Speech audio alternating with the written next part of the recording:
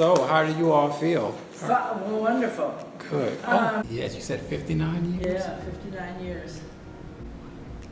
59 years, and we already had, our youngest grandson was born on our anniversary. So that was good. Our oldest grandson was getting married, our youngest grandson was learning to walk.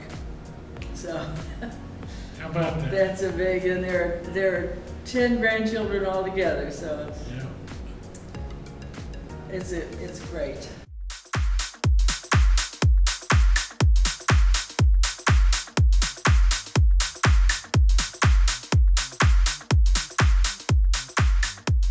My name is Bridgette Earthman.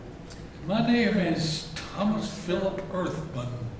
I was born in East St. Louis, Illinois.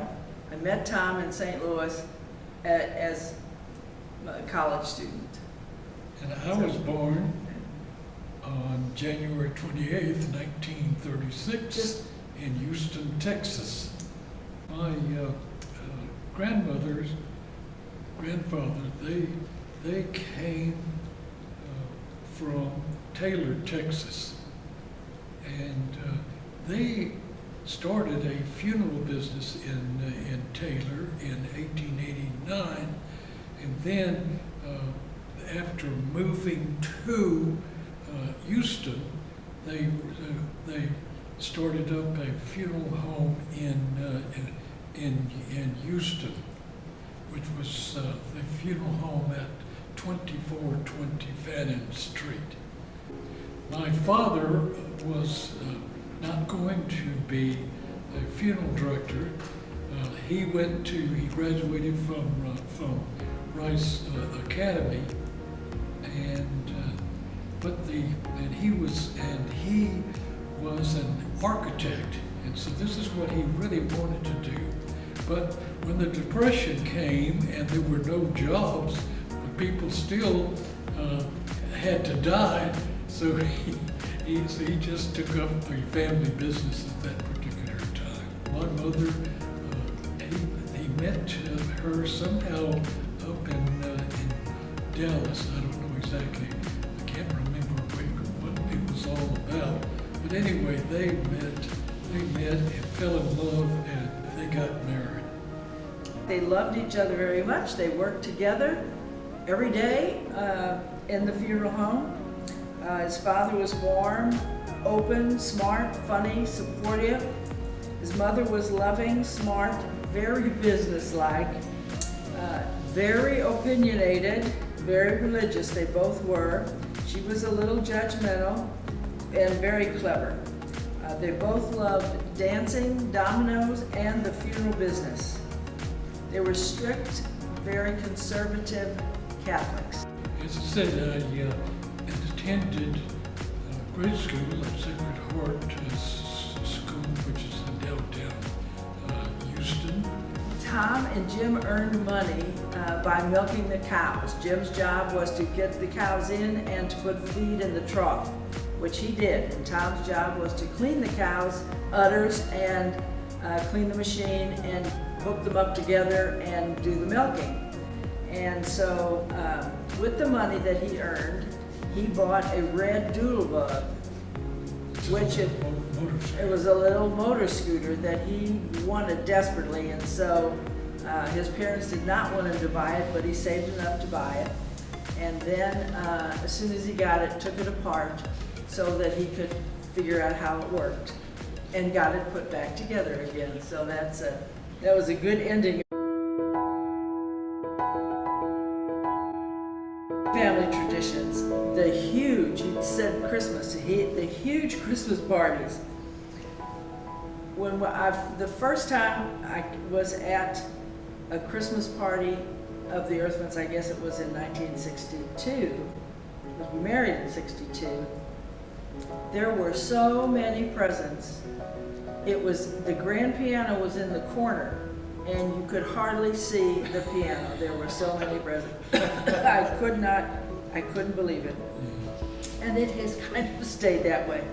We still have an Earthman Christmas party, and now it's several generations now.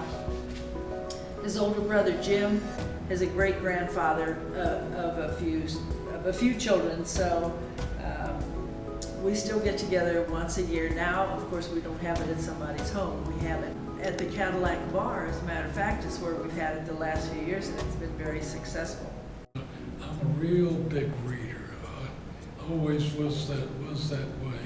I decided that while I was in high school, I decided that I would become a physician.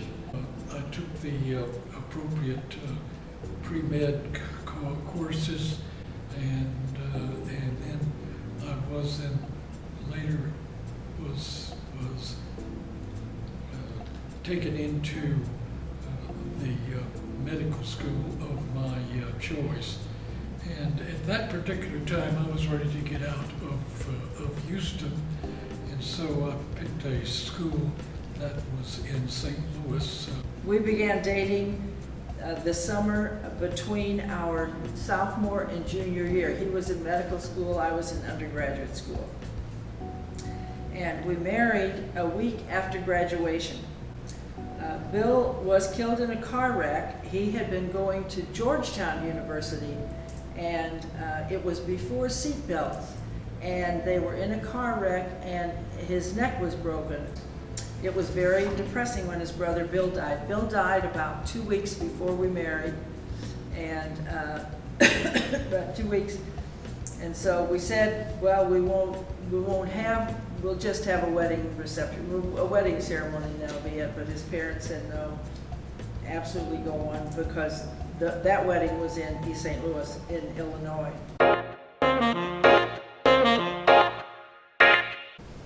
The physical places that are probably closest to his heart, besides Houston and St. Louis, he was drafted in the Vietnam War and ready to go to Vietnam with the shots and the enthusiasm and everything that is bolstered when you're going through the training. He went to training in San Antonio, and but then when they found out he spoke German, they said if he stayed 3 years rather than 2, that they'd send him to Germany, which of course is what he chose, and that enabled the rest of the family, our 2 daughters and myself, to go with him. So we lived in Germany in about the middle of it, near Heidelberg, Mannheim area, for a year and a half, and then northern Germany, Bremerhaven, for a year and a half.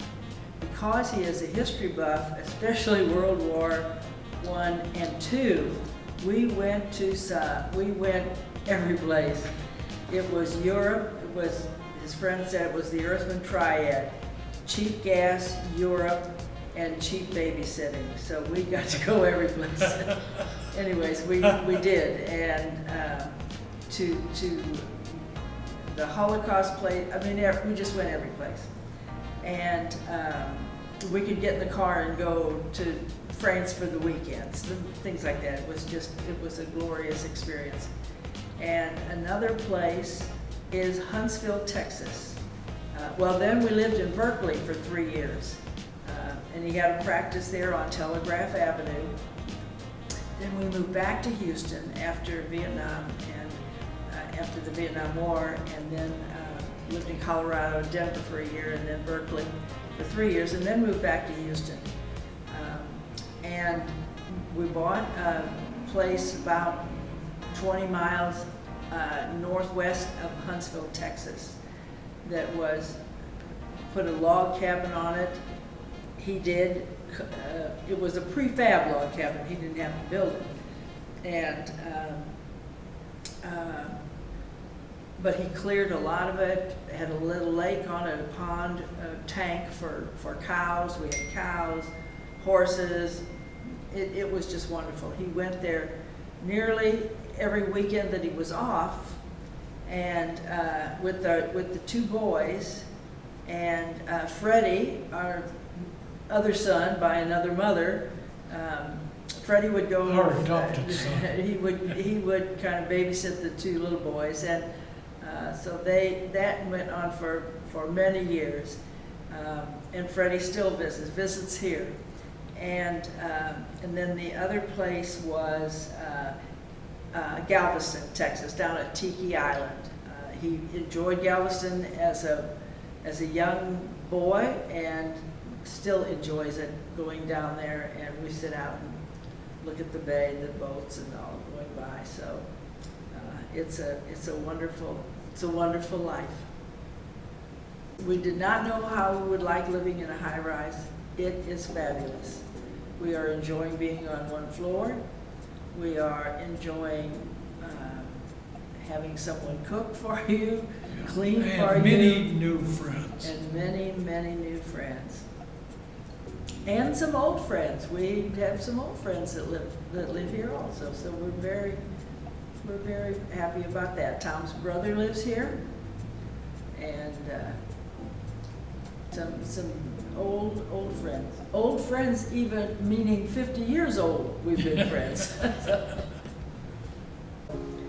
And then it says something about our marriage as it is now.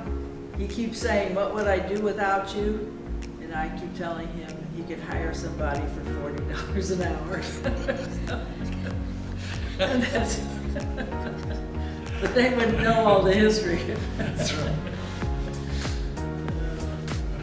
Okay.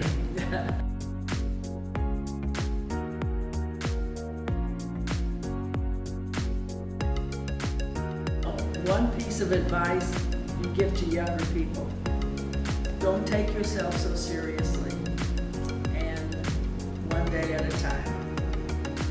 I could not think of any